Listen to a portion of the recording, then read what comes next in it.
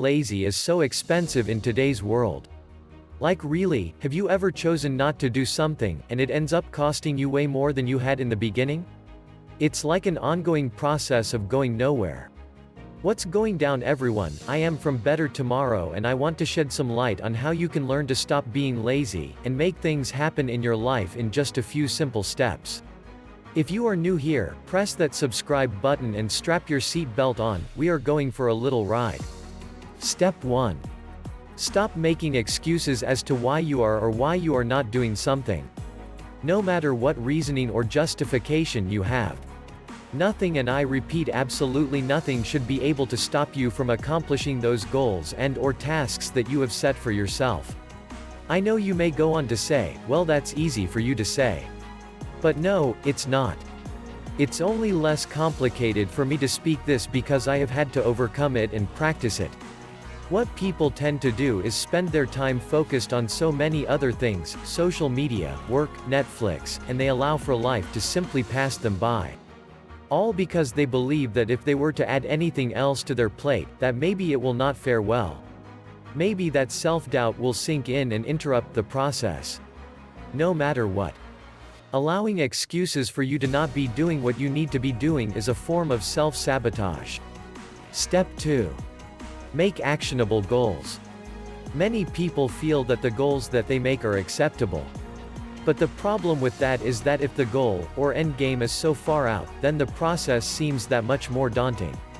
There is nothing wrong with dreaming up to the clouds, but just like a rocket ship needs fuel, engineers, pilots, navigation, and so many days, weeks and months of preparation, you need to allow yourself those same steps. Making small accomplishments help boost you further and further towards that goal that is set so high in the sky. This eventually makes it to where when you do reach the sky, it's like you never left the ground, because it becomes so normal for you.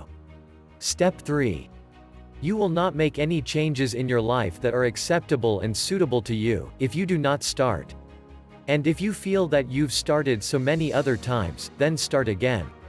You wake up each day, and it is new to you, correct? So, this can be the same manner of thinking if you feel that you have to start over again. You can either choose to start over or you choose to analyze the moments where you left off. Self-reflection is an important step in managing where you are leading yourself in your life. And remember that you are leading you into where you believe you should be. The great thing about that is that it's just like being on a road trip, and then there is some road construction. Many people dislike having to be halted on their way to their destination by construction, flat tire, or things like that. But it's in those moments that you can take a good look at your GPS and find the best alternate route. The beauty in that new route is that it allows you to keep going where you were headed, and now, it even opens up a new set of possibilities and sceneries, attractions, or whatever the case may be that is in store for you. The main point of that is to realize that there is more than one way to get to where you are going, and there is no need to sit still and wait on anything. Conclusion. Waiting patiently for things that you've put into place is a great way to appreciate the work and achievements that you will make. Waiting for the world to hand you your success on a silver platter, however, not so much. Thank you so much for tuning in. If you haven't already, go ahead and press that subscribe button to stay up to date on all things on Better Tomorrow.